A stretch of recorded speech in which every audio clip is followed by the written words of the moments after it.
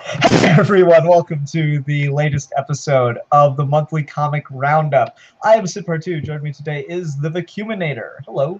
Sup, fam? Today we're going to play a little game in honor of the arrival of one of the greatest legends in current comic industry. I'm gonna occasionally, just occasionally, not all the time, but throughout this episode, I'm gonna ask, where is Bendis? And when I ask where is Bendis, I want everyone, Ian, everyone in the chat, I want you to reply, Bendis is here. I want to see that in the chat. I'm watching the chat. So let's get started.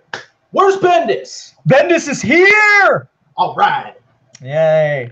Oh man, that's like the months of the marketing for that. I don't remember if it was you and I talking about it, but like if you go back and look at the way that DC marketed Kirby coming to do like the New God stuff back when he went over to DC, it was the exact same. They had like the little sticker on issues like Kirby is here and Kirby is coming. I'm like, wow, marketing just hasn't changed for DC as far as rubbing like someone jumping ship over for Marvel. If you listen to the book or read it, because I listen to audiobooks, but if you read the book Marvel Comics The Untold Story, you'll see for pretty much their entire history, the way DC has gotten their best stuff made is just by poaching the best talent from Marvel.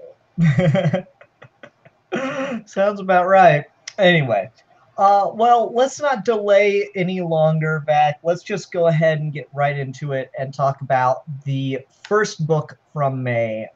So yeah, we're going over our top books from May, but the thing is, May was already a pretty big month with 5 Wednesdays in it, plus there was Free Comic Book Day, so we're doing essentially a bonus week for that. This is like the giant-sized panel cast, you guys. Yeah, exactly. So let's go ahead and get into our first one. Do you remember who started last time? I think it was me, maybe, kind of, sort of. I have no idea. The last month was an eternity ago. Exactly. Why don't you get us started with your first week?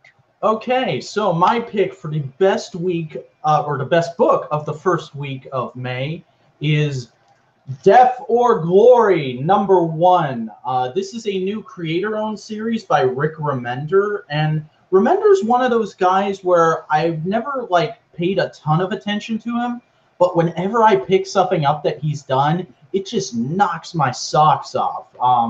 This was a $5 extra-sized first issue, and for the first time in a long time, I feel like I got my $5 worth out of it.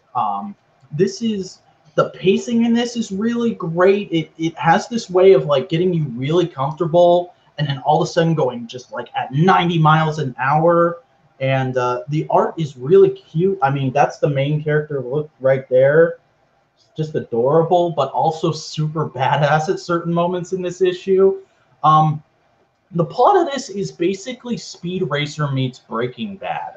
This girl, Glory, is from a culture of people who sort of live on the outskirts of the U.S. I'm not sure if this is supposed to be in modern day semi-reality kind of a thing, or if it's in an alternate universe where this has happened and people are allowed to live this way. But it's a bunch of people who live on the outskirts of the U.S., don't really try to have no connections to the government. They don't like the government at all, and they try to just have their own little community like it's the Wild West. But instead of horses, they're all really into cars and racing. And the trouble with that is when you have a huge medical problem, there's not really any way the system can help you get it fixed. So Glory's, I think it's supposed to be his adoptive father. They don't really say it right out. It's just he has a fatherly relationship with her. He has really bad stage 4 cancer, and he's gonna die soon if he doesn't get a new liver. So in this, the impetus for this story is that she can't do anything to get him the surgery he needs. He doesn't even have a social security number, so there's no way to take him into a hospital and say help him, because technically he doesn't exist. So she goes and steals a bunch of money from a local mob boss in one of the best car chases I've ever seen in a comic. And that's impressive, because you think chasing cars particularly seems harder to do in a comic. Yeah, but somehow I was completely gripped by the scene. It was great. And so she steals this money and then gets it kind of all goes south. The cop who is transporting the money, because he's a dirty cop, he recognizes her when she gets her helmet knocked off. She gets shot by a hitman for the mob, and in the last panel, spoiler warning, she finds out that she's crashed into a big human trafficking operation, and she has no idea how she's going to get out of things now. And yeah, I really like this. This is probably the best new #1 I've read all year. I would highly recommend people go out and read it. There was a second printing of this issue, I think, last week, and the next issue comes out next week. So if you're at all interested in this, I would highly suggest jumping on it. Okay, cool. All right. Well, for my first week, I got to go with the king himself, Tom King and Tony Daniel. Tony Daniel, it's taking me back on Batman number, what is this, 46? Yeah, 46. So this is part of the Booster Gold story, The Gift. This, I believe, is part 2. And just, man, this was a bad, awful bad idea that Booster Gold came up with. And it's kind of ridiculous and kind of crazy. And I like the story all well and good, but what really made me have to put this on here was Tony Daniel doing some just amazing art. Like this, I swear, mark my words, this is going to be a poster of Catwoman for years to come. Oh yeah, that is like primo pinup material right there. Yeah, exactly. And like to do it in the returns thing, someone pointed out this thing that King's been doing throughout his whole run with Catwoman, which is to never have her in her canon costume. She's always in some other outfit that like is popularly associated with Catwoman. So to get like the Batman Returns style. Do you think he might just hate that costume? Maybe. I don't know. Like he keeps doing it. It seems like a legacy thing. I'll give it a little credit. I think it's a legacy thing. So yeah, there's that. And just I don't know. This is dark as shit. This does the thing that I always love, where Bruce Wayne can never be happy. So spoiler alert, but like having Bruce Wayne's parents get killed when he's an adult. Oh yeah, that is screwed up. It's dark as shit. Tom, like every time I read a Tom King story, I'm just like, what the fuck, dude? What is this? So yeah, it's really good. I don't know. It's a dark ass story. It makes me the whole story arc's finished now, and it makes me really interested in Tom King's Sanctuary, which is a project he announced a couple months back, where it's going to be about heroes in the DC universe dealing with the trauma from their adventures, dealing with PTSD, unpacking all of that, getting into the psychology, because Tom King, being someone that was in the CIA, being someone that went through traumatic experiences like that, and he's done a comic about that in his creator-owned series, Tower of Babel. He's got a perspective on that, and I think it's a great idea to show that like these larger-than-life figures still have a human side, and they're not impenetrable, and they do suffer too. So I think that'll be an interesting series, and this what Booster Gold goes through throughout this story arc certainly makes me think that he's kind of laying the groundwork for stuff like that. That's interesting. Yeah. So, I mean, in surprising news, Tom King is a great writer. Tony Daniel is a great artist. Water is wet. More at 11. All right. How about your week 2, Vac? Okay, so we're going to wait and do Free Comic Book Day at the end? Oh, yeah, no, sorry. I'm just counting it as its own week. So, yeah, let's just do Free Comic Book Day as week 2. Okay. So my pick for Free Comic Book Day, and let me preface this, because I am very strict when it comes to Free Comic Book Day and judging those books, because Free Comic Book Day is the biggest pull we have for new readers into the industry. And so I think there's only 2 ways a Free Comic Book Day book can be good. Either one, you make it something that is set in current continuity, but is kind of an introduction to the character, is written for all ages, but also has a hook into whatever's going on in the book right now. Or you do something for the people who are already reading that book and just make it the next issue, but don't release the next issue with a price tag on it, just make it the free comic book day issue.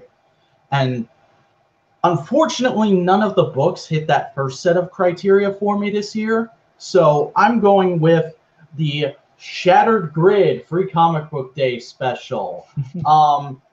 It is basically just the next issue of Mighty Morphin Power Rangers, and I kind of loved it because it opens with the deepest of pulls, because this issue is about Zordon going to ask the Morphin Masters for help. And for people like Ian who don't know shit about Power Rangers, the Morphin Masters were basically a one-off name drop in an episode of season 1 where Zordon was telling the Rangers about some MacGuffin they had to go get, saying like, oh, this was placed on Earth thousands of years ago by the original Morphin Masters. And in the 25 years since then, those characters have been built up in fanon on like discussions and message boards and stuff like that, and fan fiction, and people have built them up as like these gods of the Power Rangers universe. Of course they have. But the show has never acknowledged them since. And now they're appearing in this comic, and it's like the deepest pull they've ever done in this book, which is amazing. So Zordon basically goes to the emissaries, who are basically a go-between in this universe from the Morphin Masters to the world of mortals. And you kind of think of them like, do you remember in Angel there were the powers that be, and there were like those two people in that weird room where like Doyle and Angel would go and talk to them, and they would be the okay, well, that's the best allegory I could come up with, damn it. Well, it's funny to hear you talk about this because, I don't know, did you ever play any of the Jak and Daxter games? I'm not a big video game guy, so I don't know a lot about video game only characters. Well, like, it's funny because the first two games build up the precursors as like these people that came and built these gigantic cities and structures and mastered all this technology before the current race of people existed. And then like at the very end of Jak 3, you see the precursors like are just inside one of these statues, and like a door opens and they're just some like orange rat things. And so like what if the Morphin Masters are just like the same thing, like they've been built up by fans all these years as like the gods, and then it just gets in, it's just like some like, I don't know, like mice or some shit. That would be hilarious. But this does take them pretty seriously, especially with the way the emissaries are, because they're just kind of like these suits floating in the ether, and they keep, one is blue, one's red, one's yellow, and they keep switching between like different Power Ranger suits of that color from different eras. Like every panel, there are different suits. And Zordon basically goes and says, hey, can you get the Morphin Masters to help us? All this stuff Draken is doing that's screwing up the grid, it's really dangerous. I don't know if we can fix it. We need help. And the emissaries are basically like, what do you mean you need help? You're not capable of dealing with this? You're Zordon of Eltar. You handpicked these Rangers. Don't you believe in them? And then we get a flashback to, finally, we get to see what the origin for the Rangers in the Boom universe is, because the Mighty Morphin ongoing starts basically a week after Green with Evil, and Go Power Rangers takes place in between Green with Evil and the origin, and it starts like 2 days after the origin happens. So we've never seen the origin for the Rangers in this universe until now. So that's a really cool little continuity thing, finally giving us that moment. And that's like half the book is just showing us what the new origin for the Rangers in this universe like. And it's pretty similar to the original pilot. There's only like a few little differences here and there that set up stuff that happens later in the comics. And then we cut back to Zordon talking to the emissaries, and they're like, see, look how far you've come from that. Look how great your Rangers have become. They are capable of handling this. you've literally done the stupidest thing possible by coming and asking us for help, because this was the last time you were going to be able to speak with us. We were hoping the next time you came, you would choose to become an emissary and one day go on to be a Morphin Master. But now you can't even talk to us again. Because they don't really explain it. I guess there's like a limited amount of time somebody on Zordon's level can come and talk to the emissaries. So they basically send Zordon away, and then they talk amongst themselves for a moment, and they build up the Morphin Masters even more by saying stuff like, one of them asks, "Do you really think those Rangers will be able to handle it?" And another replies, "It doesn't matter. Realities come and go. The Masters are above that." And it's like, what the hell are these guys? And also, if Higgins is like teasing them here, but he's not bringing them in, what is he building towards that could possibly require he bring them in? Yeah, So, I don't know. It's like a big fan servicey, but also building your expectations for the future of the run kind of moment. So that's why I'm picking this as my best of Free Comic Book Day. I gotcha. I actually did find something that's kind of a cross between what you were talking about, where it's like really accessible to new readers, but it's also tying into a larger event. Invasion, the Captain Canuck comic for Free Comic Book Day. I didn't even see that at my store. Yeah, Captain Canuck is a character that I've known existed for a while, but I've just never read anything of because it seems kind of silly. And you know, it's pretty high, it's pretty badass. So the premise for Captain Canuck apparently has been that he got his powers from an alien, kind of think Green Lantern, kind of thing like that. Okay. He got his powers from some kind of alien force, but that alien force has a mission where they like lay in wait and they give planets time to develop, and then they come and they judge whether or not that planet should get to continue to exist. Damn. So they show up, and to be like perfectly frank, Donald Trump's president in this universe, so it's all over. Like shit. the aliens show up and they decide that Earth had its chance, and they've been awful. And there's this fucking amazing speech. Earth worlders, behold, we are the Borealis. We come from a far distant planet, but we know you very well. For we have been here before. We have watched you closely. We observe life across the cosmos, letting species develop and take whatever path they choose. We do not interfere until it is time for judgment. The Borealis are caretakers of the universe. We deem whether a planet is worthy of joining us in shaping the cosmos, or whether it must be destroyed. Humanity, your moment of judgment has become. You are blessed with an abundant natural resources and have built great cities and cultures. You drain the planet, bleed it dry, and for what? So that the strong may hoard much while the weak starve. You spend your resources building weapons, bending your creativity to destruction. Why? Because at the slightest discord, you devolve into tribes, worrying over color, creed, or disposition.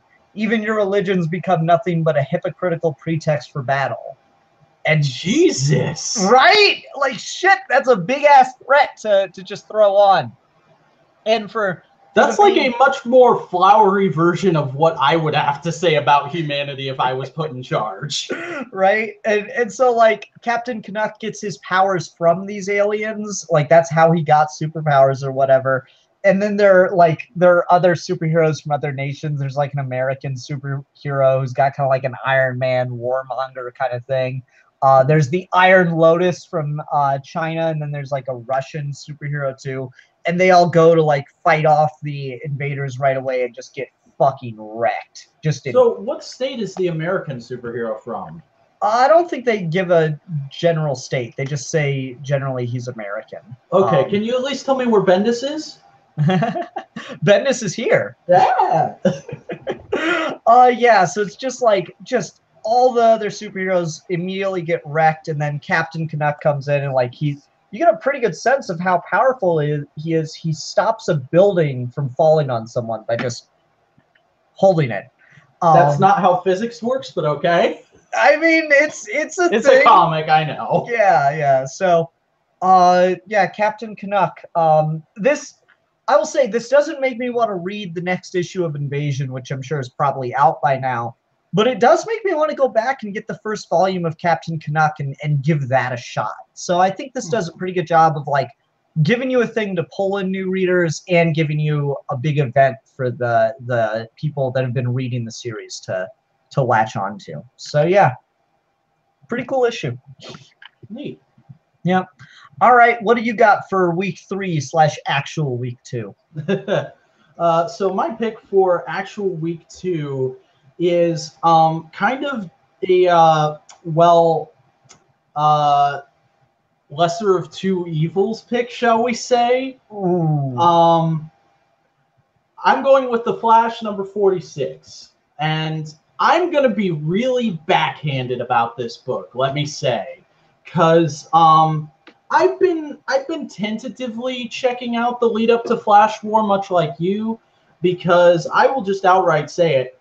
I'm a Wally West guy. Always have been, always will be, because he was the Flash in the Justice League cartoon, and the Justice League cartoon is what got me into superheroes.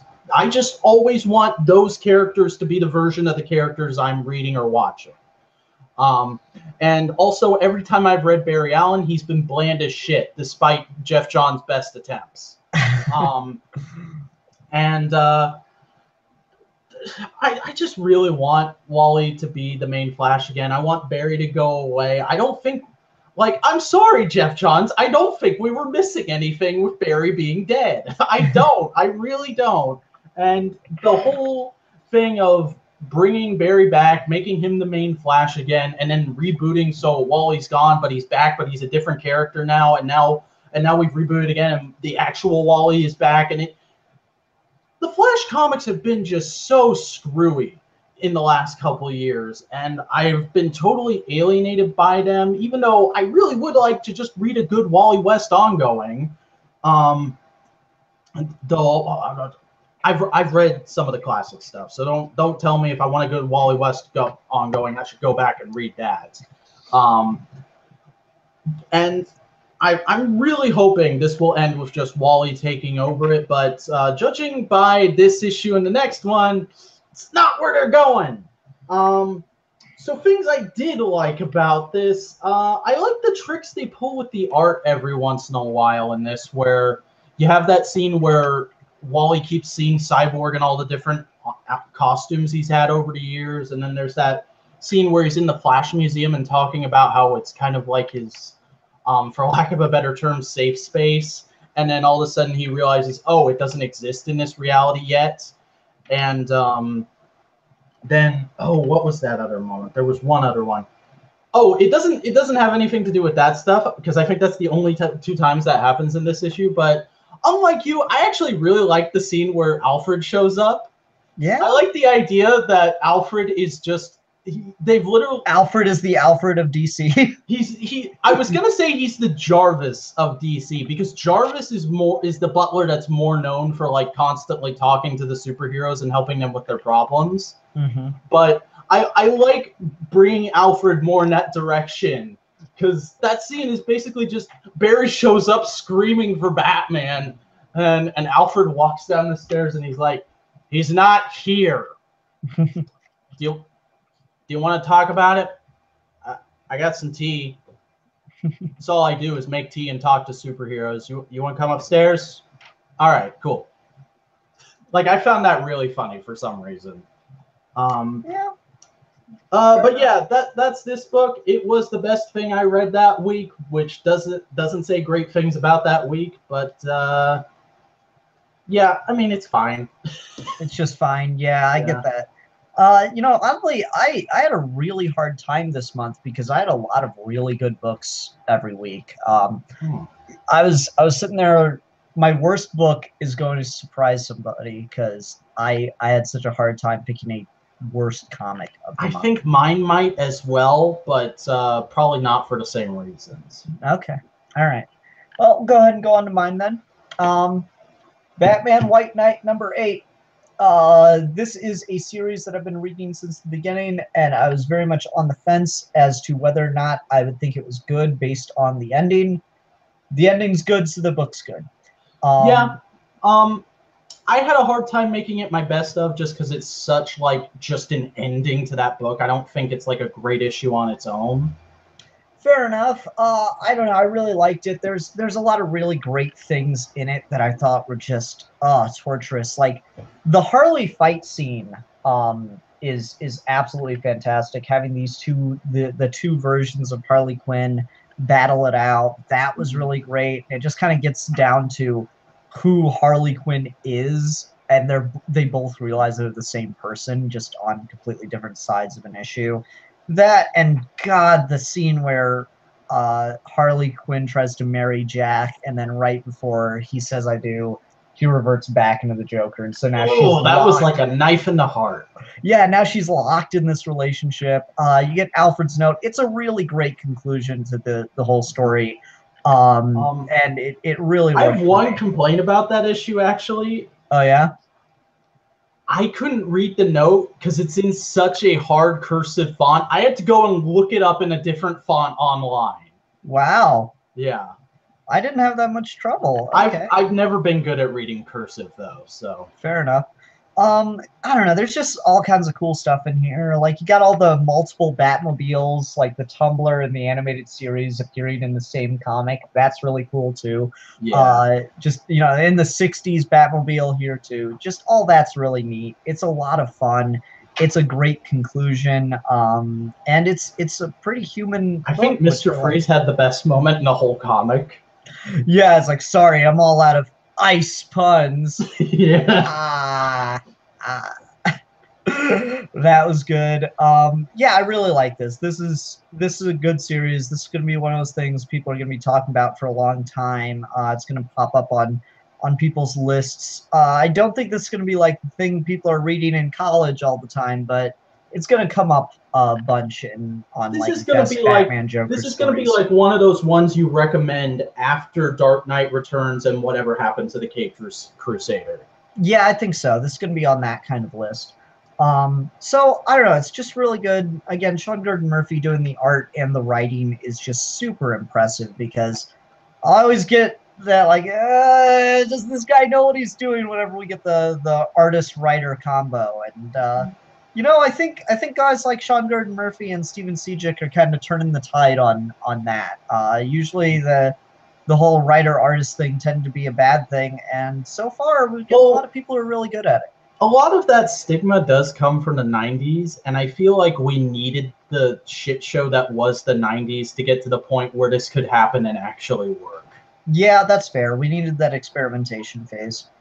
So yeah, just I don't know. I don't have a ton to say about it because we already did a Geeky Gentleman episode on the entire series. So if you want more That was a thoughts, good episode, by the way. I listened to that the day it came out. thank you. Yes, if you want more thoughts on my thinking on Batman White Knight, I'd go check that out. All right. How about what you got next, Back? All right, so my pick for week 3 is going to be another independent creator-owned thing. This is Infidel, #3. Have you heard anything about this book, Ian? No, not much.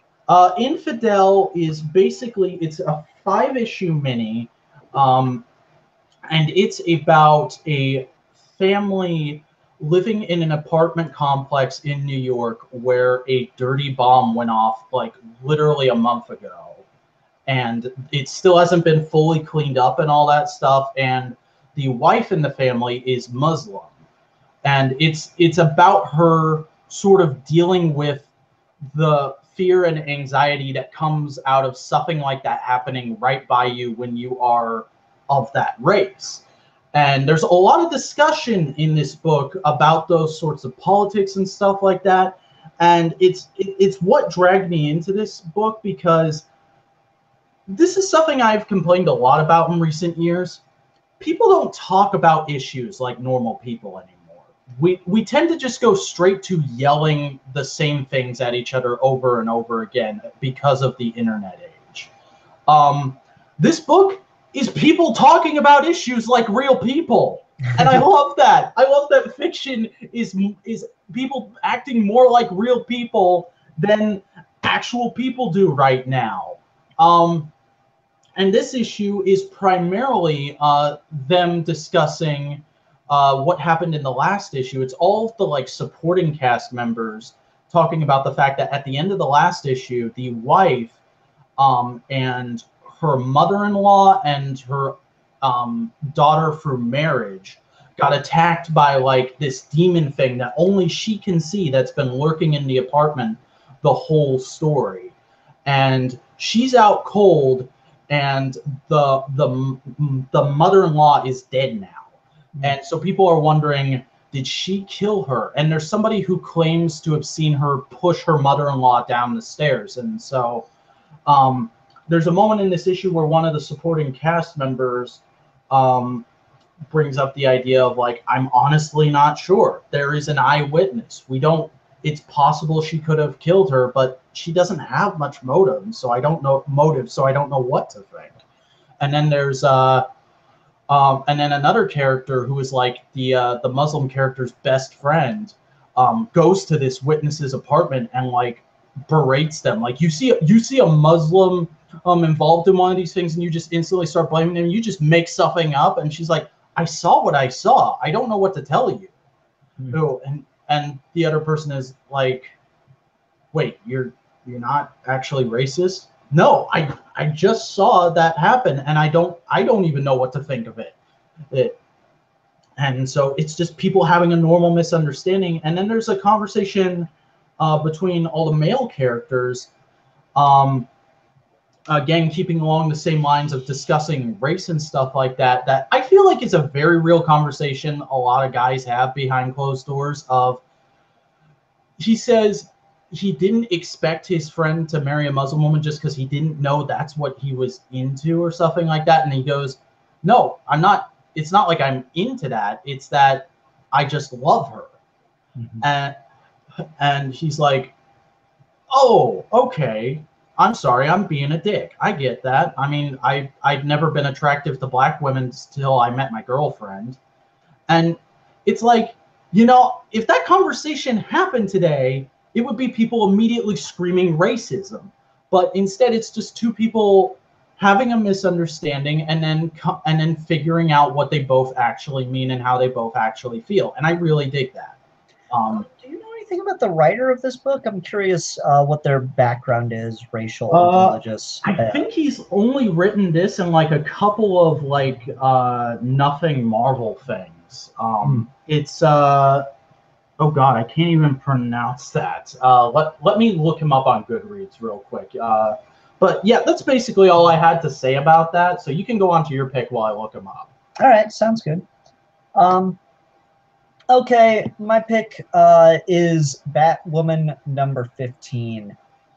God, Margaret Bennett is such a good writer, and this is just a really great issue, putting Kate Kane in a really dark-ass situation, and kind of getting into the psychology of her sister, and just, I don't know, it's kind of nuts that her sister hates Kate Kane so much that she wants to not only like kill her or destroy her, but she wants to destroy her like totem, her connection.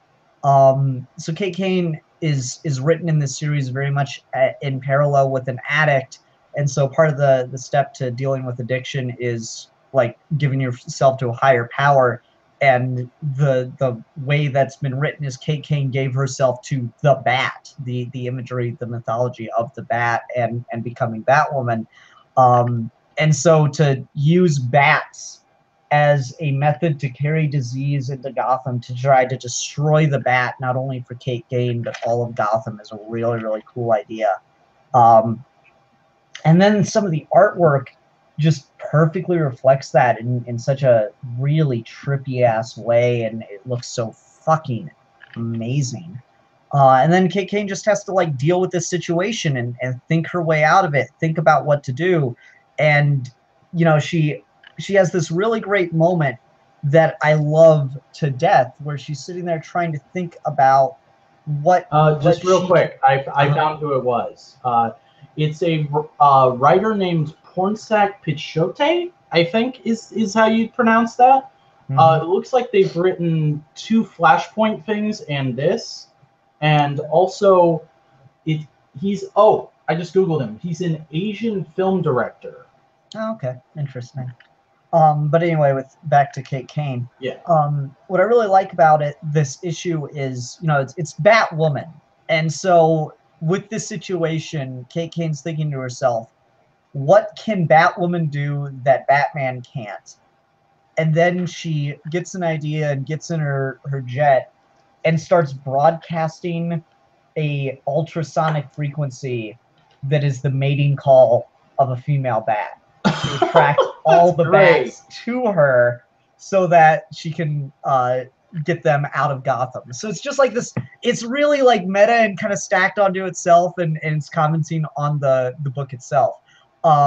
It's really, really cool. I really, really love this series. This is truly an epic story that's been going since issue 1. This has all kind of been leading up to this story, and it's really, really cool how it's all tying together and how Kate's dealing with the whole situation. And she, there's all this very interesting metaphor for the character where she's been spending the last year living on this boat, and in order to save Gotham, she has to drive all the bats into her boat and then blow it up.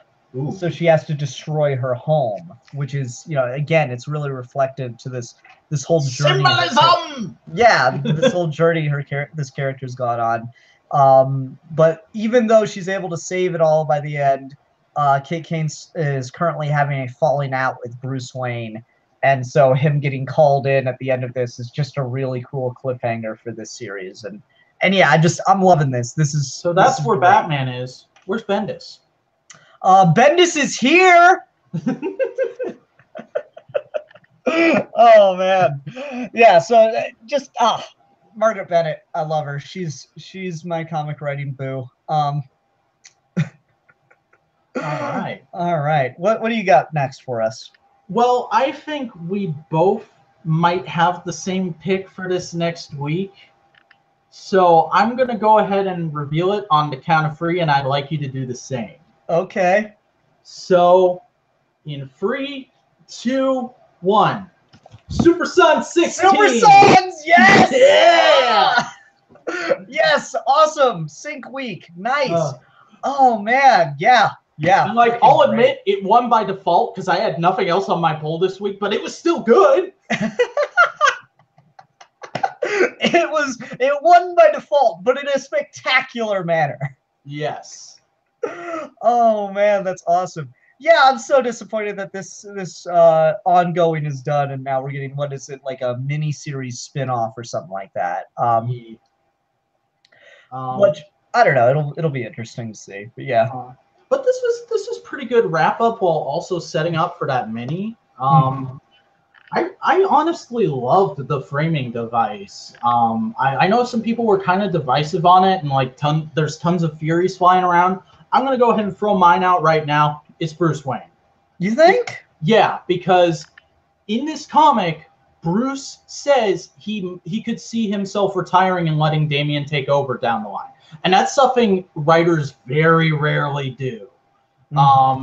And also, currently we have a future for Bruce set up where he's old and married to Catwoman thanks to that Batman annual. So this could take place in that future. And I'm thinking he's babysitting Damian's son and John's daughter. Okay. I could see it. It could be really interesting. I don't know. I was kind of leaning, if I remember my episode correctly, I was kind of leaning to Old Man Clark, but who knows? I will say, I think. Well, I also am of the headcanon that because of Yellow Sun energy, the supers age twice as slowly as a regular human. Yeah, so these could be like great grandchildren now. Yeah. Yeah. I will say, I think your Batman theory might have a little bit of credibility, given that the bat symbol here for the end is a lot more prominent than the Superman part of it. True. So maybe that could be a hint. I don't know. You will have to buy the next series and see. But I don't know. This is a really, really cool issue. It was great to see Damian use the whole Tower of Babel thing, but in a really positive Oh way. yeah, that was such a great throwback. Yeah, I don't know. It's cool as shit. And again, the moment that got me for this issue was Damien jumping out of the plane, not giving a damn if Cyborg had his back, because like I already have a team Cyborg and he needs my help. Like, Yeah. God, that was so good. It's like I've got to Um, go help my friend. Oh, like I'll be honest, I started off as not the biggest Damien fan, but the last like year or two of comics have really turned me around on him, and that's one of those moments where I'm like, you know what, Damien, you're all right. yay, Damian Wayne convert.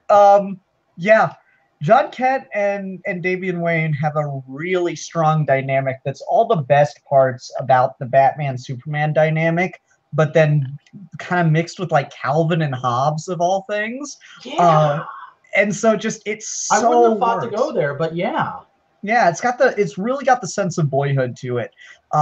That's what I really love about this is every single issue of Super Sons has had some kind of connection to what kids actually go through in friendships. Like everything's paralleled actual kids' friendships in some way, shape, or form, and that's not missing here at all. Like this is Damien's reaction is the reaction that you get into when you hear your friends in a fight. You just got to go and try to help. exactly. And so like that was really cool. That was it's just really great.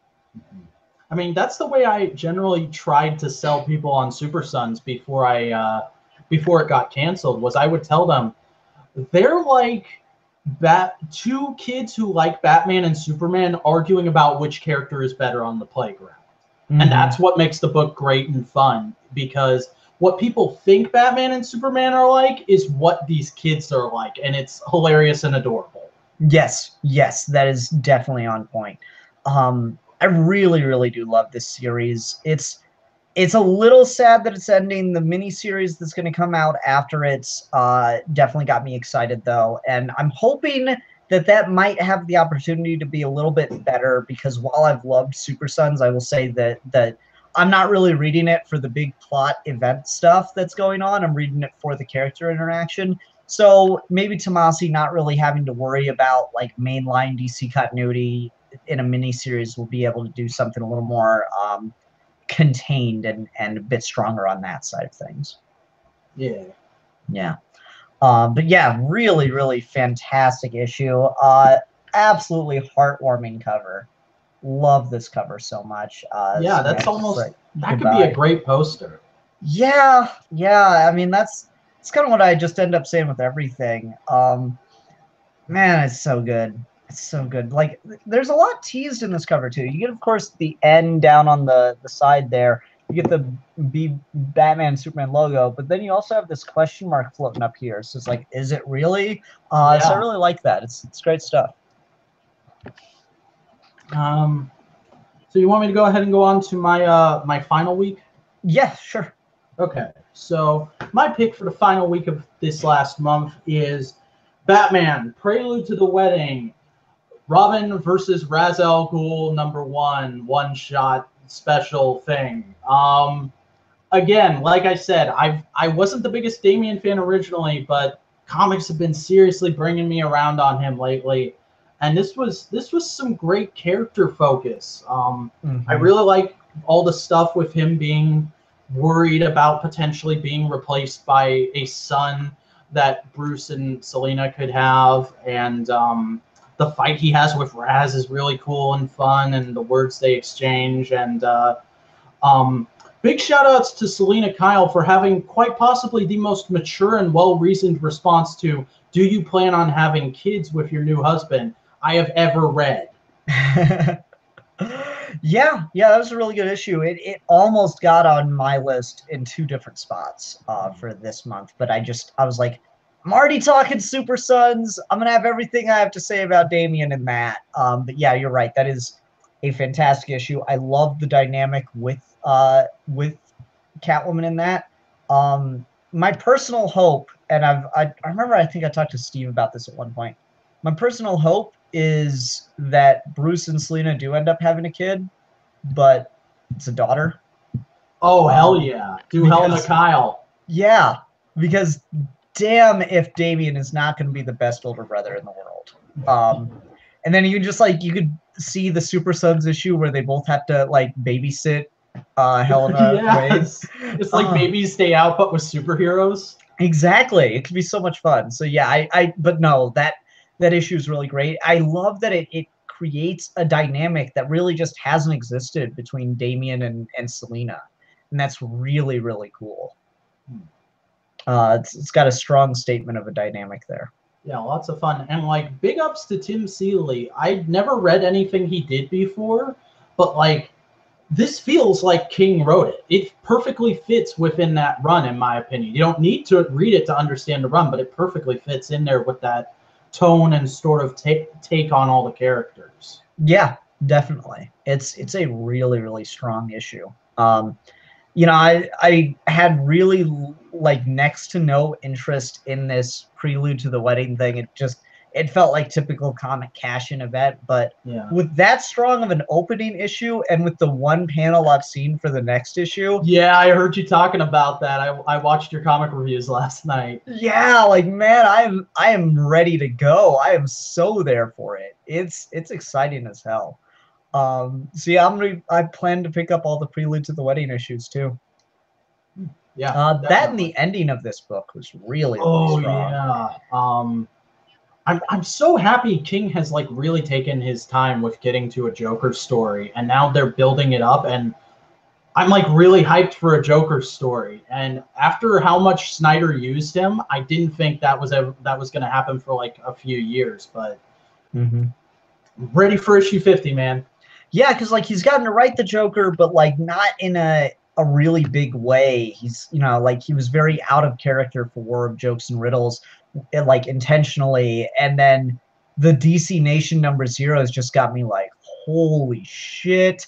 And then seeing the way he's building it up, or it's being built up in these prelude issues, I'm really excited. Definitely. Um, all right, I'll go ahead and go on to my last book of the week. So usually the thing about the fifth Wednesday of a month is all of the books that come out are almost always like really tacked on. Bottom tier. Yeah, bottom tier stuff. Dude, my last week I had such a hard I time because they know were this all month great. was like bookended with the best stuff. Uh-huh. Yeah, so they were all great for the last week of May, but I had to go with something just because it's been a long time for me. So I went with the Green Lanterns annual #1. I fell off of current or single issue Green Lantern reading. I meant to get on trade, I just never got around to it. And so I've never. This is the very first story with Jessica Cruz in it that I've read for her mainline stuff, not counting just showing up for a panel or something. This is the very first Jessica Cruz story I read, and I am so there for this character. I am 100% in on Jessica Cruz, who deals with anxiety and what's it called? Is it agoraphobia, going outside, like leaving your home? There's a I don't know. particular name I for just it. call her the Hikikomori Green Lantern. Okay, that's a reference to what. It's that's a thing in Japanese culture of like people who just never go outside. Like Okay, they have like an apartment and they always stay in there and they get everything they need delivered and like work online. interesting. Okay. Yeah, well, she's overcome that by this point, but I knew that was like how she was introduced, and she was like afraid to leave her house, and so in this story, she's got to like give a speech, and so she's still dealing with a lot of anxiety issues, and that's really fucking with her, and she ends up just blowing the speech. She just is. It's a terrible speech in every conceivable way. And it just blows up in her face and gives her a damn near panic attack. So she has to like go to the other side of this planet and let off some steam, but that activates this other Green Lantern that's been asleep for millennia and has a willpower that can be adjusted to fit whatever it's fighting. So like she has her willpower up at like 100%, and then to compensate, its thing goes up to like 215 or so, or 250. So it's just like this immediate like, holy shit, things are going wrong quickly. And then Hal, Guy, and or not Hal, Hal, John, and Simon get caught trying to go save her, and then so it's all up to Jessica Cruz to figure it out. And it does the classic like Star Trek thing of breaking down a sci-fi problem but using real world examples. She's like, remember when I tried to update the OS on my phone and it bricked it? And then I had to like spend all weekend going back. And she's having this conversation with her ring, and her ring's got a lot of personality, which I didn't know. And so that's really that's exciting. Cool. I like the idea of giving the rings a personality, making them like an AI. Well, like make all the rings like different versions of Aya from the animated series. Pretty much. And so like this is really funny where she's like talking about this time she bricked her phone, and the ring's just like, and this is relevant how? And she goes through some words like, reminiscing about everyday life, perfectly understandable stress reaction, carry on, we can get back to the immediate crisis whenever you feel ready. And she's like, no, this is relevant. This is just like this dialogue with the ring and all this stuff. And then she like comes up with the plan for the ring to downgrade its OS so it can interact with this really, really ancient Green Lantern ring.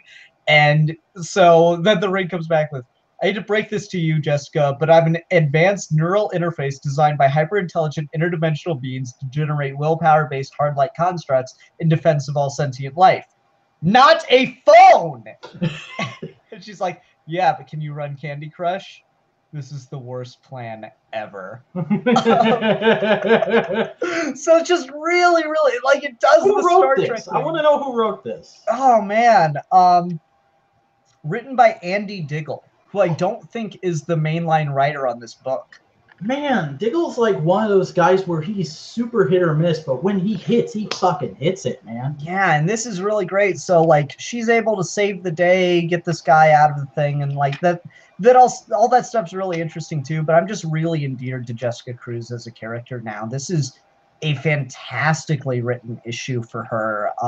And there's not enough Green Lantern stuff that just stands on its own. So what I love about this is the kind of comic where someone goes, I want to read a Green Lantern story, and I can just like throw it at their face. So this I might have to grab that next week if I don't have too much to pick up on my pull. Oh yeah, it's definitely worth a read. It's really, really fun stuff. Nice. You don't need to know shit about Green Lantern aside from the fact that there are like 17 Earthlings in the core, basically. Yeah, that's always been a weird hang-up I've had with Green Lantern is like, I don't dislike it because of this, but I'm always just like, shouldn't Green Lantern be a legacy thing? Like, it starts with an alien passing the ring to a human. Shouldn't it just be like, Hal dies, gives the ring to John. John dies, gives the ring to Guy. Guy dies, gives the ring to Kyle.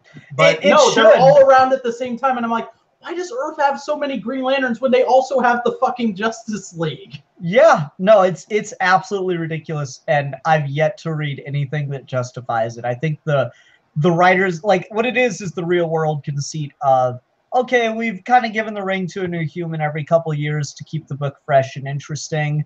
And we really like all these characters, and everyone's a fan of different ones, so we're just going to keep all of them.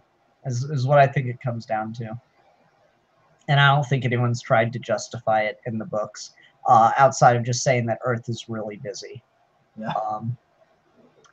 Anyway, all right. What is your honorable mention? All right, my honorable mention is probably to no one's surprise, the Man of Steel, #1. Boom. When I say Bendis, you say he's here. Where's Bendis? He's here. Where's Bendis? He's here. Where's Bendis? He's here. It's in this book. I promise. Oh man. Yes, finally Bendis is here. Yeah. This was this is good. I like this. It's not the most amazing thing in the world. It's clearly just him like stretching around, getting his footing, and finding his comfort spot with these characters. But at the same time, there's a lot of little things in here I really like that page of Superman talking about how sometimes he just eavesdrops on accident and doesn't mean to, but it's always like a happy little surprise. And the scene where John is having a growth spurt, and I'm like, Bendis setting up a new costume for John? That'd be interesting. Not. I really like John's costume. I do too, but that kind of feels like what he's doing there. I like the new Fire Chief character, even though we only get a couple pages with her. She kind of strikes me as like maybe the Bendis's Maggie Sawyer, where she's like this strong female supporting cast member, but she's not a love interest. Yeah, I was kind of getting like a Gordon vibe from her, something like that too. Yeah, and Rogol Zar, I think that's how you pronounce his name.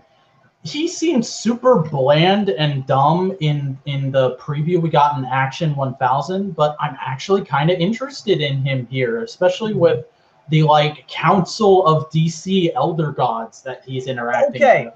Who the fuck are everyone? Because the only one I didn't recognize anyone besides Upa Aliapsa. God damn it! But it's one of those things where you look at it and you go, these are all important people I've never heard of. But yeah, like the Guardian that's making somebody go, oh my god! Yeah, the Guardian gives it such pomp and circumstance to the rest of us. Like I don't know who any of these. I feel like Upa Aliapsa might just be there because Bendis is like, nobody's gonna know who these fuckers are. Throw a Guardian in there. Yeah. And I like that it's the Guardian Appa because he's a dick.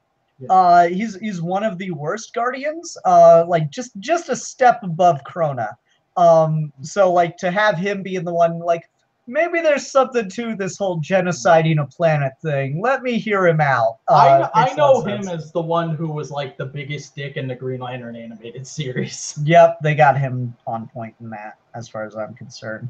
So yeah, this is pretty good. I enjoyed this quite a bit too. I'm really curious because what exactly is going on with Lois Lane, and also what's up with Perry White and like being really hard on Clark? Because in the stuff we've gotten with Perry White, he's like, oh, that's all you've got for me? It's like this like really harsh attitude for it. My current theory is Lois went and took a story that they couldn't run and put it on her blog or something, and it got her in the paper in a lot of hot water, and so Perry had to fire her, and like now to make sure he's not seen as playing favorites because he had to do that, but he kept Clark on. He's like being really hard on Clark to keep up appearances because he's still got all that Lois Lane stuff in his office. Mm-hmm. Yeah, I don't know. It's really interesting. Like to me, it seems like he's just really. It's not like people don't know Lois Lane is still existing, but then like you get this moment at the end where she's still working on a story. So I don't know what's going on with her. I think she's either gone to another paper or is just. We're moving the characters into the 21st century, so Lois Lane has a blog and a Patreon. I mean, it could work. She could be an independent journalist. Yeah. Yeah, I'm really curious to see where that goes next. I like the what is the name of the character? The bad guy again? Rogol Zar, I think. Rogol Zar, yeah. I like that his mentality is like, you gotta stay hard in peacetime. You've got to stay sharp in peacetime. That's really interesting. He's like that scary general in every movie. I was gonna say he's like the guy in Avatar. Oh, I forget what his name was, but the guy who's like who builds the big scary Enterprise in Star Trek Into Darkness. He's like that guy. Yeah, Peter Weller's character. Yeah, that guy came to mind. I thought of the general bad guy character in Avatar who's like You know, he's like lifting super heavy weights, and he goes, "You got He to." drinks a cup of coffee as he's flying in a helicopter slaughtering natives. Yeah, yeah. I mean, It's like hilarious. he's like lifting the really heavy weights, and he goes like, you gotta stay buff. This low gravity makes you soft." I'm like, yeah, like that. I'm getting that kind of feel. Like he's obviously perfectly capable of like having a home or something, but he's like choosing to live in a cave and like kill his dinner. So he's got this edge to him, and that's kind of cool. It gives him depth as a character, whereas the Action 1000 preview was just, I'm here and I'm beating the shit out of Superman, and like He that's felt like a new Doomsday in that. Yes, God, I was so disappointed by the Bendis story in Action, because you can tell it's just something taken probably from Man of Steel #2. Literally, the only thing I enjoyed about that preview was, oh, Supergirl got a swing in. That's cool. Yeah, That almost never happens in Superman comics. She's always in Superman comics. She's always treated as like the weaker one. that's crazy. She should be the stronger one. Yeah.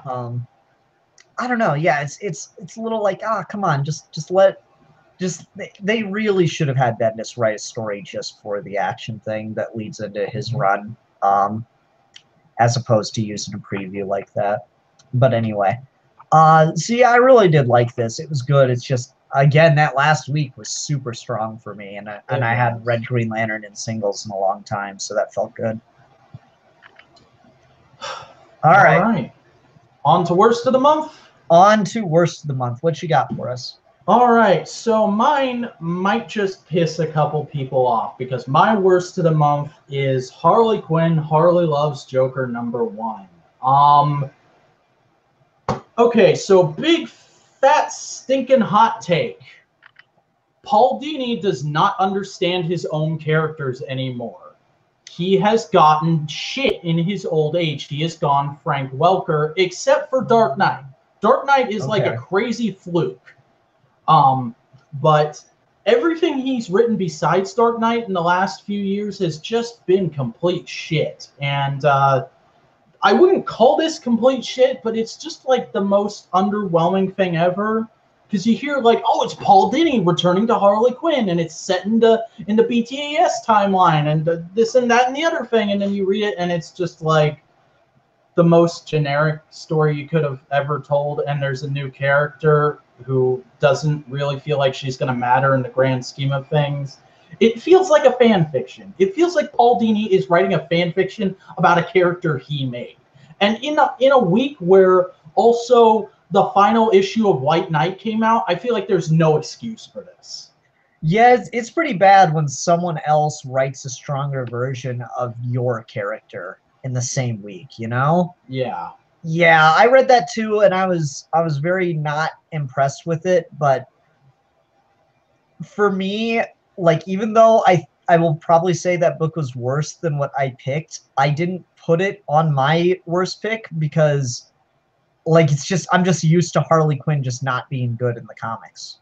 Like, even, you know, you say Paul Dini can't write Harley Quinn now.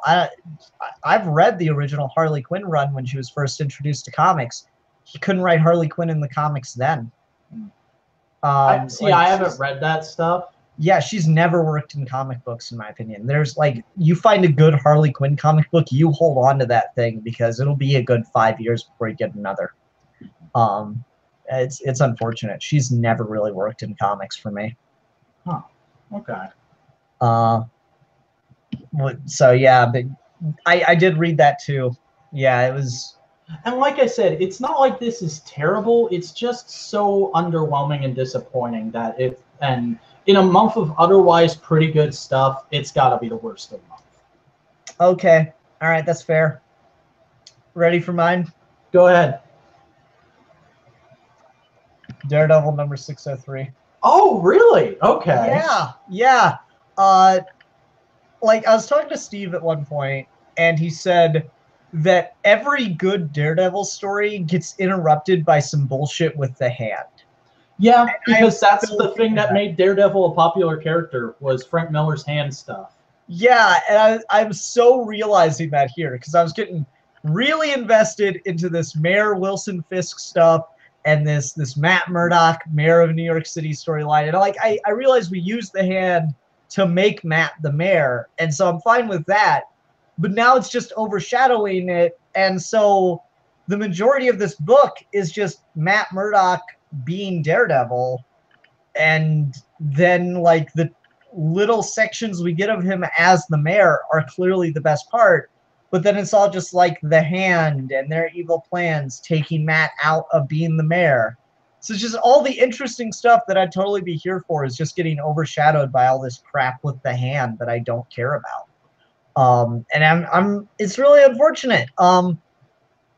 It's made me realize something about ninjas in comic books, which is like ninjas are always touted up as such a, threat, such a big problem.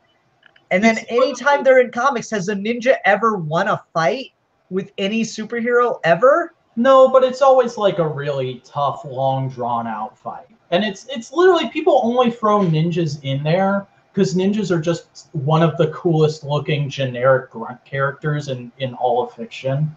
Yeah, fair enough. I don't know. So it's just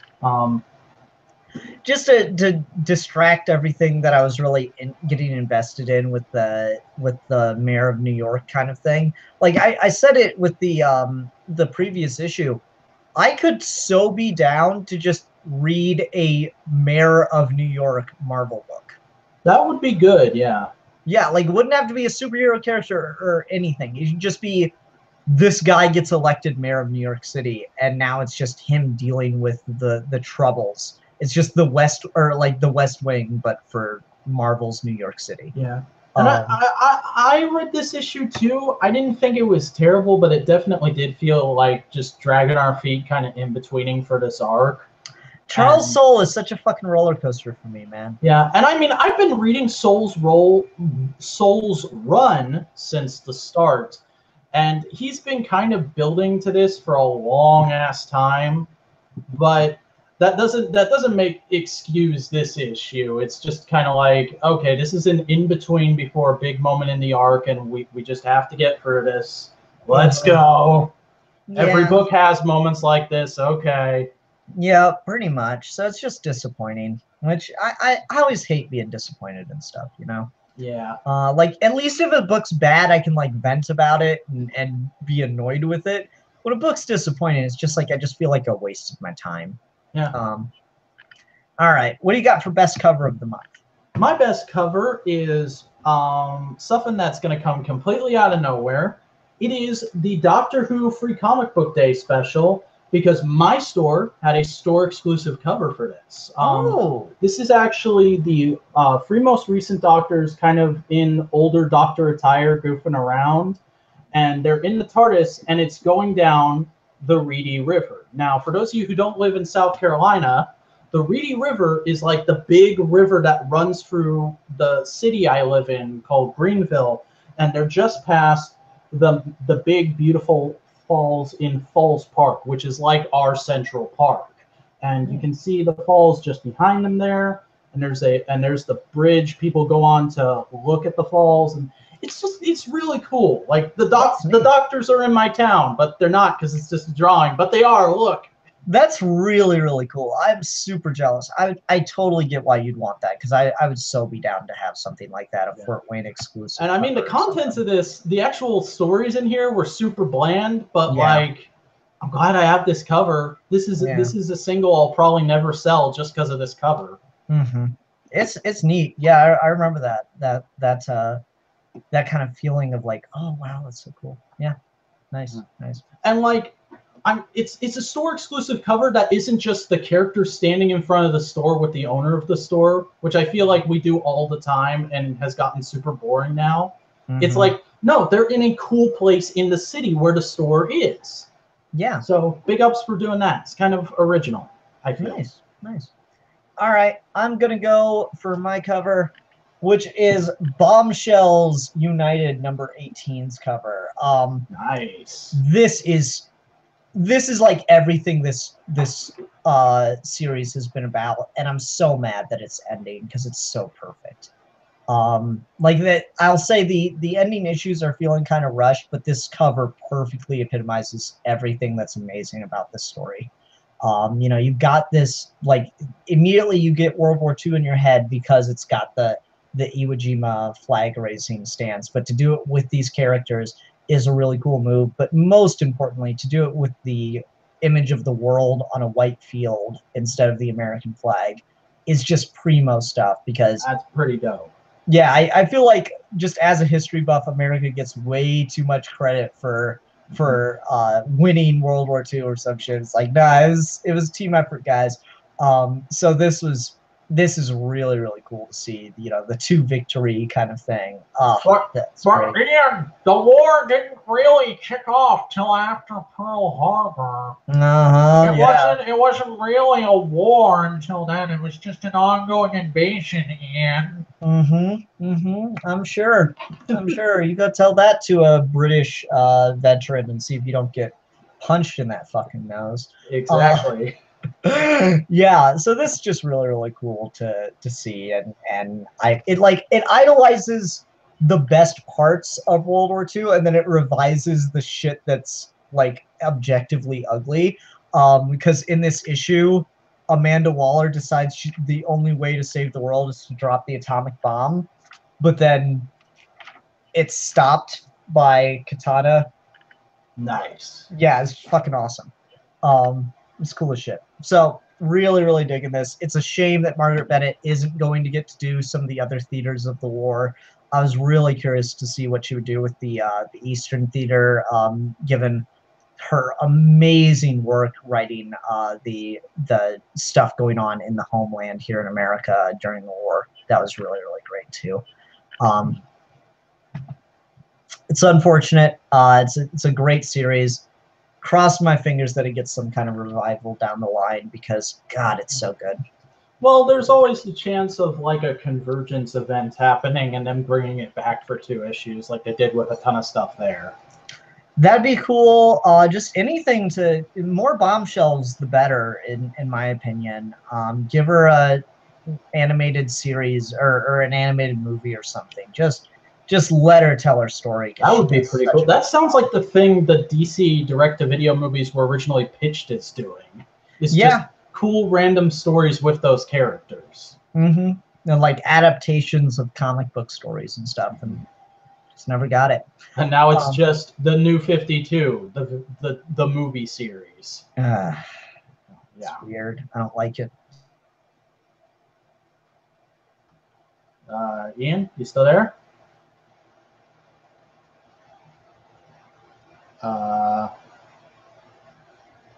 Ian? Did I go out or did Ian go out?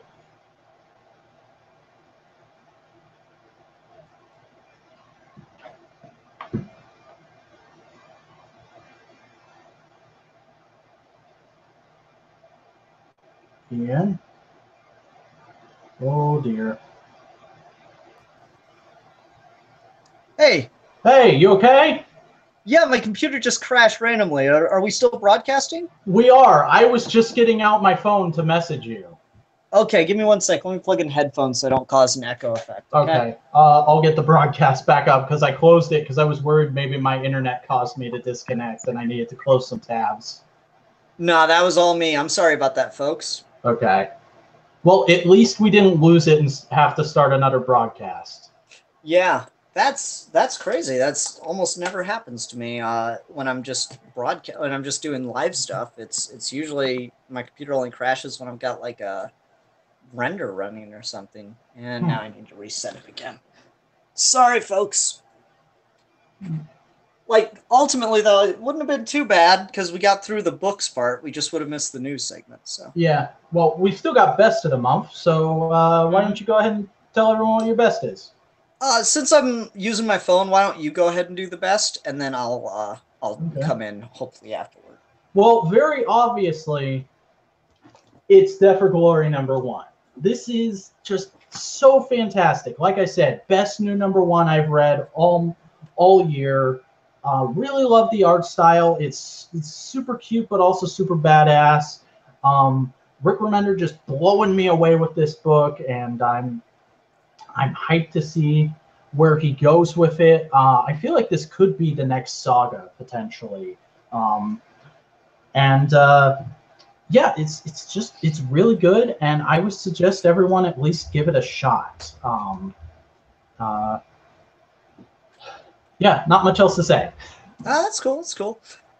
For me, my best is going to be the conclusion of Super Sons because it's not only like a really really strong issue on its own, but it's a great conclusion to a really good series, and I'm so happy that we're getting more of it because I was so sad that it was ending. So that's my best of the month. All right, what's the first bit of comic news we have, sir? All right, so our first bit of news, we're gonna start off with something a little bittersweet, unfortunately, because DC is moving all their DC universe ongoing titles to be free 99. Drawing the line at 2.99 is officially over, people, and I'm honestly pretty upset about this because drawing the line at 2.99 happened like right after I first got into comics, like maybe a month or two later. And I used to have that ad as like a giant poster on my wall for years and years. And now that's over, and we're back to comics costing a bit more of an arm and a bit more of a leg. And I'm a little disappointed, but it's also I also am kind of happy about it because it ended up serving as a bit of a wake up call to me because I'll be honest, I have not been the best at holding on to money the last couple months. So I went ahead and decided from now on I'm going to limit my poll to be 15 books at a time, and whenever I have all those slots filled up, I'm not going to look at new number ones, and I'm going to try and keep my spending to the neighborhood of $20 or $30 per week at the comic shop. Mm-hmm. That's about where I'm at too. So yeah, I understand, and that's gonna be harder to do. Oh God, Ian's the multiple man.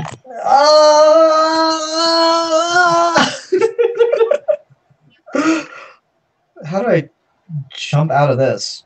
Can I end it there? Okay, I think I'm good. All right, that's better.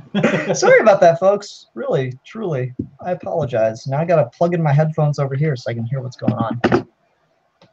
It's a mess. No, that's the wrong slide. We will wait for it. Yes, headphones. Okay. All right, are you there? Say something. Hello. Oh no.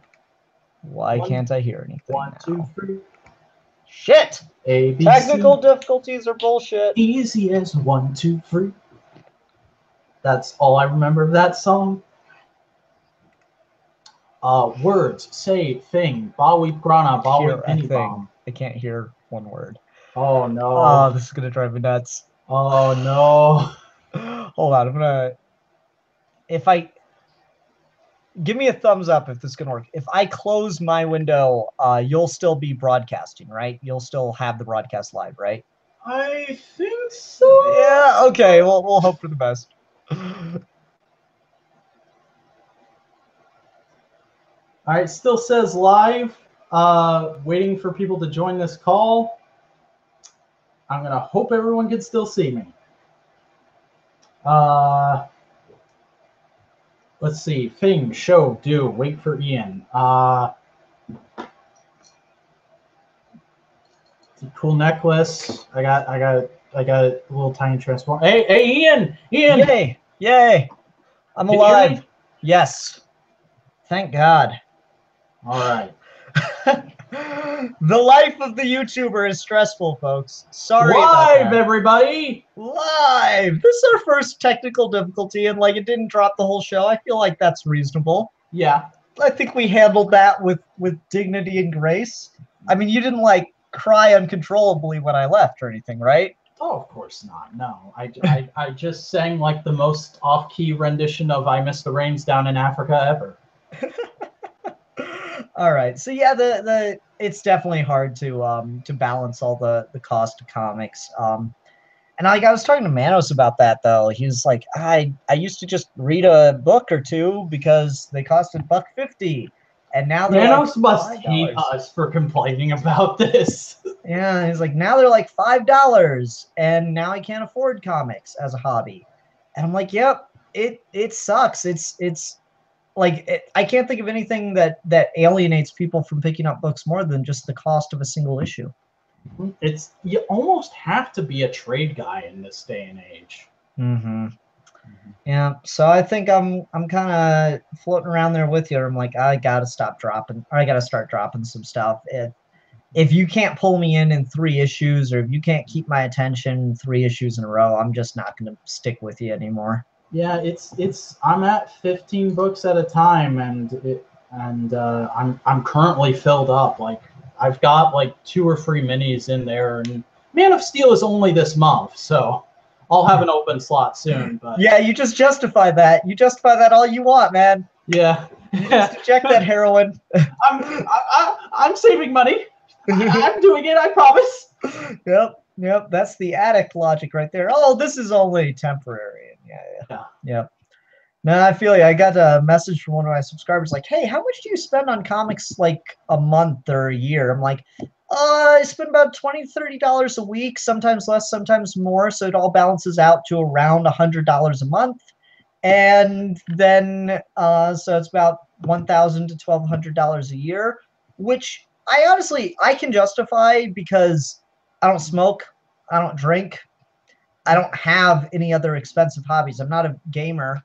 I don't buy a $60 video game every week.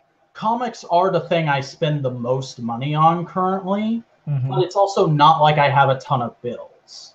Like I live with my parents, I get most of my meals for free, and most of my other money goes to like paying for Patreon and YouTube Red and stuff like that. Yeah. So I don't know. It's unfortunate. I think like it's kind of snaking in its own tail thing because raising the cost prevents new people from getting into it. New people not getting into it means that you keep having to raise the cost to justify the books. And it's also kind of a bit more of a sting because they're not stopping the double shipping. All the books that are double shipping are going to stay that way with this cost kick up. And it's like, really, if you had just gone back to once a month, I probably would have been more okay with this. Yeah, maybe. I don't know. That they're still DC still kicking out this kind of amount of content. Because I got to tell you, man, I'm getting really spoiled with this double shipping thing. It's really nice. I'm kind of loving it. I don't know. We'll see. What's next, Back? Okay, so Tim Seeley is going to be exiting the Green Lanterns plural book. I believe that's Simon and Jessica. And a surprise writer is being brought in for the last couple issues before 50. I think it says it in here. It's a DC Writers Workshop graduate named Aaron Gillespie.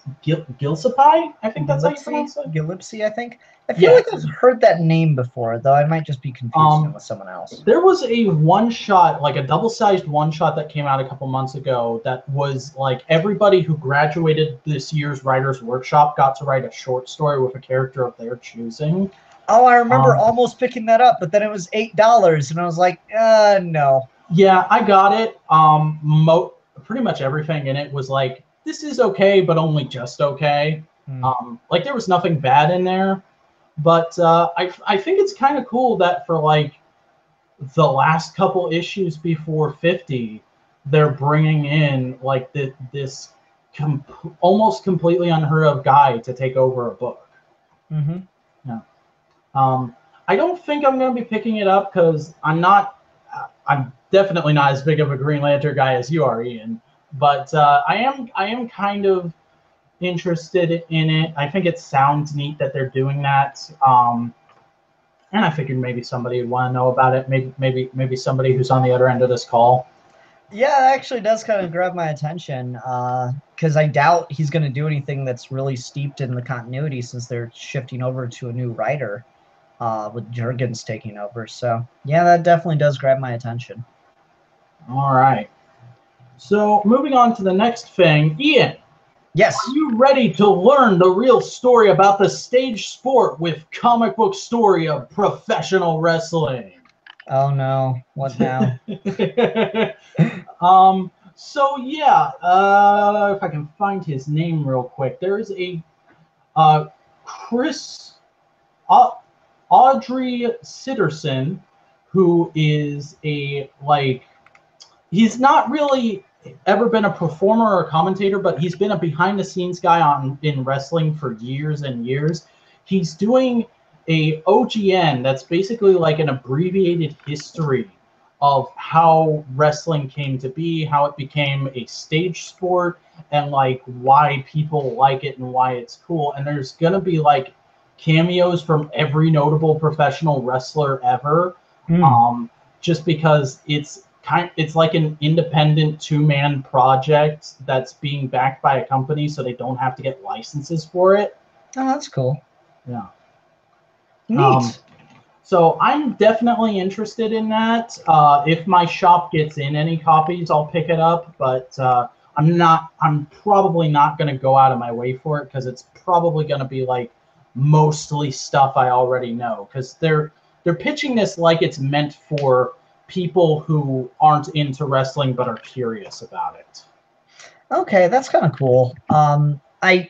Did you get that email from the folks with Invasion of Planet WrestleTopia? I did. I'm planning to read it and do a podcast review with my co-host of Analytical Fanboys, Boingo Writer. We're going to be doing that as our next episode before we go on to the next proper episode of a thing that we selected from our list of topics. Oh, cool. That's exciting. You guys have fun with that.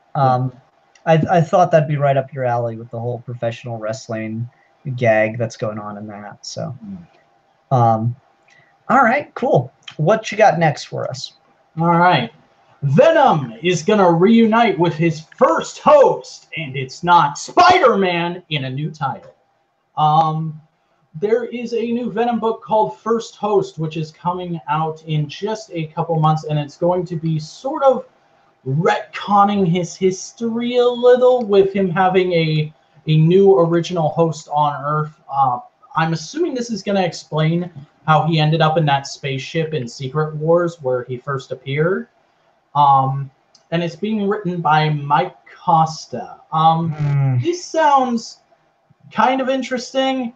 I'm not a big Mike Costa fan, though, so I don't know. I can't get behind it. I read Mike Costa's Venom run until it got to like 156 or something, and it got really, really bad. And he started out so strong, and then it got really, really bad. I can't give him the faith. I'm sorry.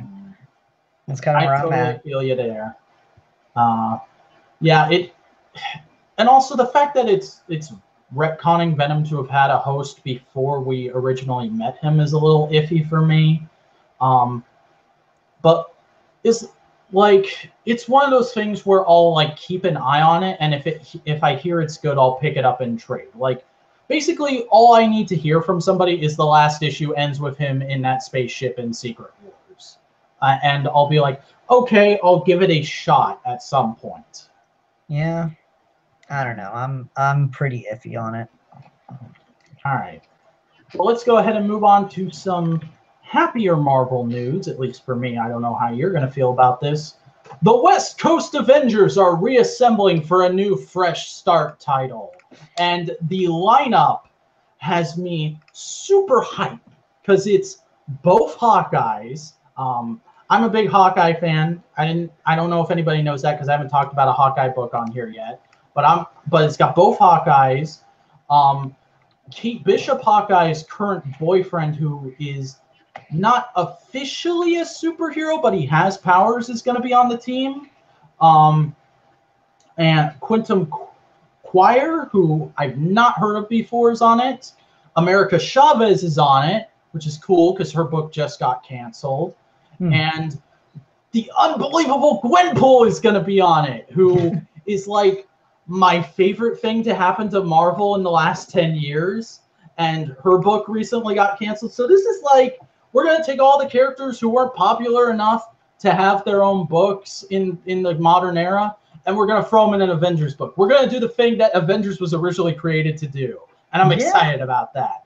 And it's being written by Kelly Thompson, who wrote the most recent Hawkeye book, which was Kate Bishop only. And that was a pretty good run. So I've got good faith in this. I'm excited for it. and it comes out in August. All the minis I'm reading will be over by then, so I'm definitely checking it out. Okay. You know, this isn't West Coast Avengers, but it reminded me of Kirby Crackle's Great Lakes Avengers. Yeah. It's funny because the last issue of Gwenpool, there's actually a joke about like, because that whole last issue is about how comic book characters are kind of forever and they always exist. Even if your book's ending, it's still technically not ending because somebody could pick it up and start reading it again at any time. Mm-hmm. And there's a moment where this like older version of Gwen is talking to the current version and saying like you'll be remembered when somebody buys the trade. You'll be remembered when somebody reads this issue 2 weeks from now. You'll be remembered when somebody remembers you 20 years from now and puts you in the Great Lakes Avengers. Oh, that's funny. Yeah.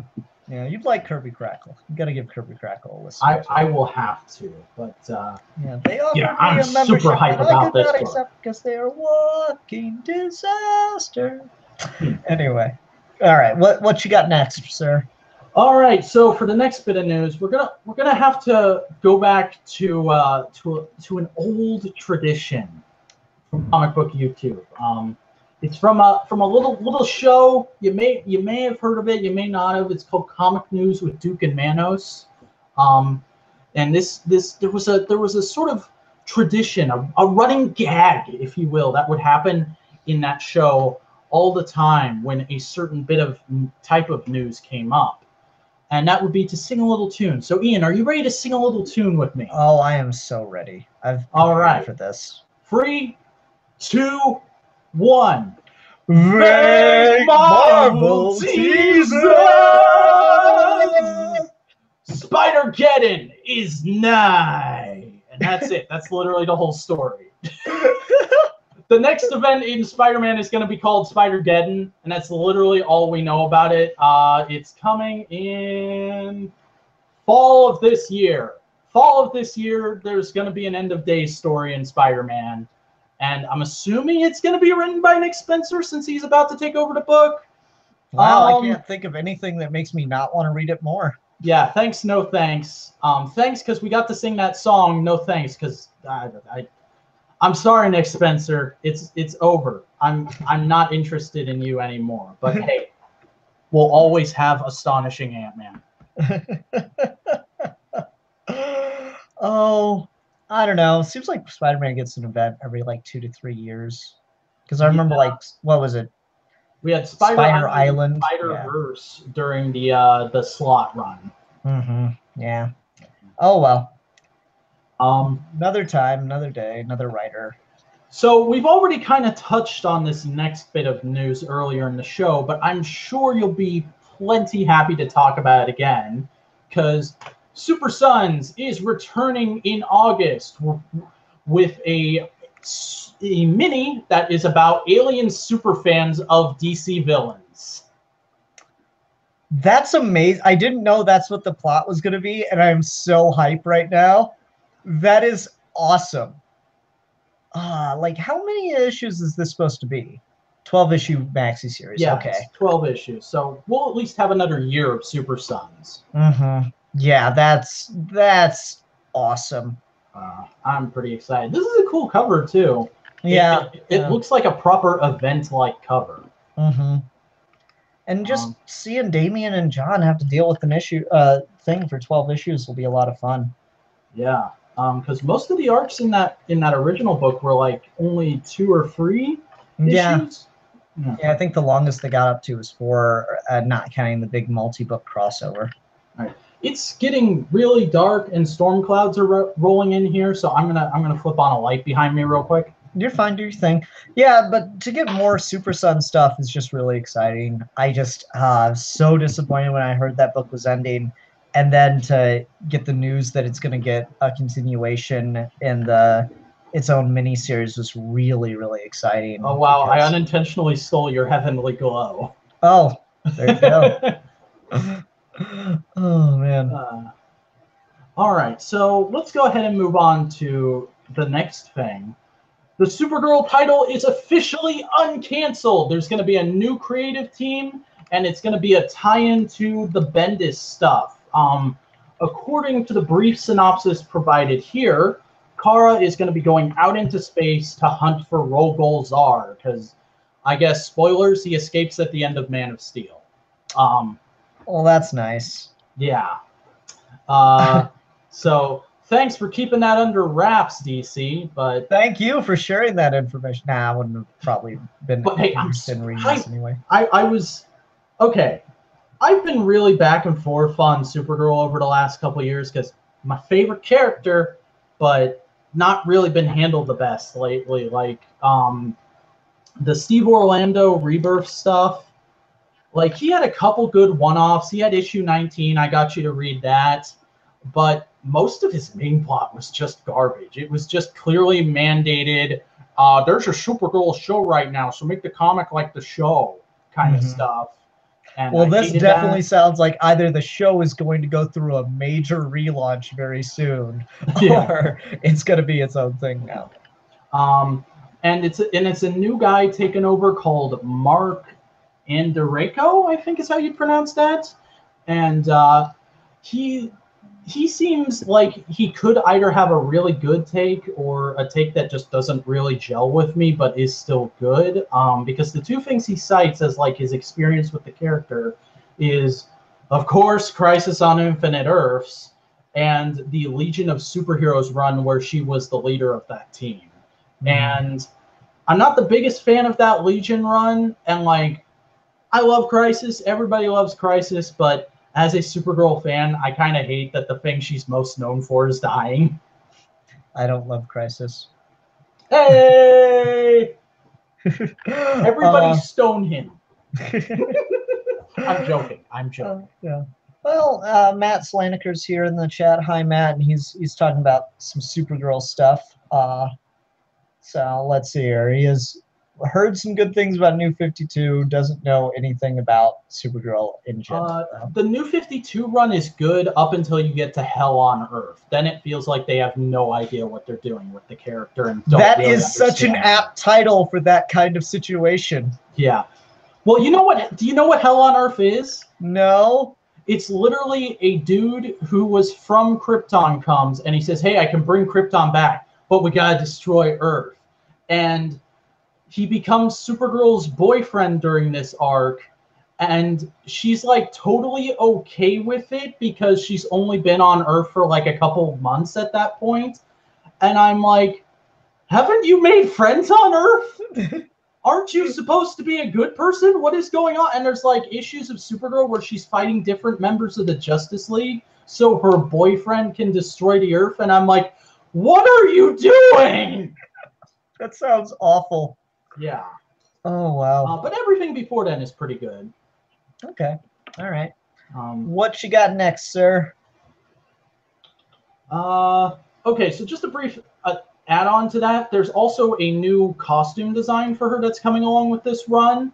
It's being done by the guy who's currently drawing the Justice League art, and he also drew issue 19 of Supergirl. I really like his art style. I really like his take on Supergirl, and this suit is pretty cool, I gotta admit. It reminds me a lot of the Lucy Lane Superwoman costume, if anybody remembers that from pre-52. It kind of feels like a not stupid version of that, I'll say. Okay. So yeah, interesting look to it. I could do something that a professional YouTube live broadcaster would do, and I could share the screen so you guys could see it. Yeah, go for it. Let me do that. So this is it, right? Yeah, this is the new costume, and I like it a lot. Apparently, there's supposed to be like some more technical aspects to it, where it's like built to make it easier for her to get around in space, especially in environments where there's not a yellow sun. But there's not a lot of specific... do the whole storing energy kind of thing. Yeah, I'm assuming they'll talk about that in the actual book. So I'm looking forward to this. Supergirl's coming back in August, and I could not be tickled more pink.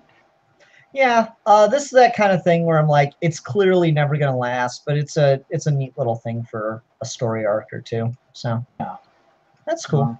And hey, in 20 years when we have a Supergirl video game, it'll be a great add-on costume. Great bit of DLC. So the next thing is Kelly Jones is returning to write Batman again with a miniseries called Kings of Fear. Ooh, does this sound like a Scarecrow title? I'm Sounded like assuming a Scarecrow so. title. I'm assuming so, but he is not. But if you look at the cover here, it's Batman got fighting the all the Joker. villains, and the Scarecrow's in the back in shadow. So Yep, gotta be that's the what this Scarecrow is. story. God, I love Kelly Jones' Batman ears so much. Yeah. Kelly Jones draws the best Batman ears ever. Yeah, they're freaking antennas, man. Yeah. I don't know. Kelly Jones, like, not my. He's writing and drawing, or yeah. It's being written by Scott Peterson, but Kelly Jones is on art. Okay. Well, that makes me a little more excited. I don't think Kelly Jones is a great writer, but he has a very distinct style. I've of never art, which is looked at cool. any Kelly Jones Batman, so I'm not. Well, I've never read any. I know what his art style looks like, but I'm vaguely intrigued by this, but I can't say for certain whether I'll be picking it up or not. Yeah, I get that feeling too. That might be one to wait on trade for if it's just going to be a mini series. Yeah. All right, so here's another thing you might want to share your screen for. Catwoman's new costume has been unveiled. Designed by Joel. Yeah, is this the Joelle Jones and Laura Allred costume? Yeah, this is the new costume she's going to be wearing in that ongoing. Nice. And it's all right. I'm a little torn on it. I'm not sure how I feel about the sleeves being like a separate thing and her armpits being exposed. But other than that, it's okay. It kind of just really, it doesn't look all that different to me. Yeah, the pits are like the only thing that really makes it stand out. The pits and I guess the gloves. Otherwise, it kind of just looks like your standard Catwoman thing, which is fine because I always like Catwoman's catsuit design. I like the whips going around the waist. That's always a preference as opposed to her costume having an actual tail. But yeah, that's cool. Yeah. Okay, so bit of sad news here. Oh no. Catwoman and Hal Jordan and the Green Lantern Corps are ending in August. Oh no, not Batwoman. Yeah. Batwoman, no! God, all of Margaret Bennett's awesome-ass books are getting canned. Yeah. Why? What's wrong with the world? Why aren't you reading good comics? It doesn't say they're canceled. It says they're ending. So I'm assuming this is like Margaret Bennett only had this one story to tell, and she's going like, okay, it's going to be over at issue 18. Let's end it there. I guess. I don't know. Like, whenever a book ends, I'm like, it's probably not actually the creators wanting to step away, because at that point, you just hand the book off to someone else if it were selling well. True. Matt's been buying Batwoman. Thank you, Matt. Thanks for dropping by. Yes, thank you, Matt. I haven't been buying Batwoman because I don't really know the character all that well, but thank you. Support comics. Yeah. And then for, I don't know, Hal Jordan, Green Lantern Corps, I guess I'm part of the problem. Like, I'm sure more people are reading Hal Jordan than are reading Batwoman. Well, I almost wonder if DC might be canceling it so Morrison can start over at #1. I think that's what they're doing. Yeah, that's been a lot of speculation people are having too. Yeah. We'll probably have some actual news about that next month. Yeah, for right now, that continues to be pure speculation, but it's looking more and more like it's the worst kept secret at DC. Yeah. Okay, so let's move on to something kind of cool. The founder of Diamond Comics is closing his personal comic museum and donating his entire collection of over 3,000 items to the Library of Congress. Wow. Yeah. And he's got stuff like Action Comics #1, the first Disney comic. It's crazy. I mean, there's some pictures of his collection in here, so you can kind of take a look and see what he's got. But like, a lot of this stuff is now going to be preserved for at least as long as the country is around. Okay, so 2019, cool.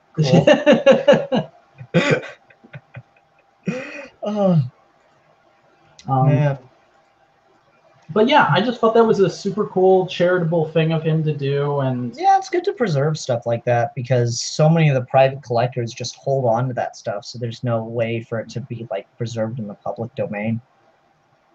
there's a troll in the chat posting Thanos butt. Could you kick him? Sure. I'm kidding. That's Boingo. That's an ongoing joke we have. Nice. For those of you who don't know, Josh Brolin posted a Photoshop nude image of Thanos from behind on his Instagram story. Oh, that's amazing. And ever since that happened, Boingo has just occasionally sent it to me and like put it in my Discord as a way of trolling me. So he is a troll in the chat. Yeah. Troll! But he's a friendly troll. And he has no way of posting the actual image, so he's fine. Okay. All right, on to our last bit of news, which unfortunately isn't really something I think you're going to want to talk about all that much.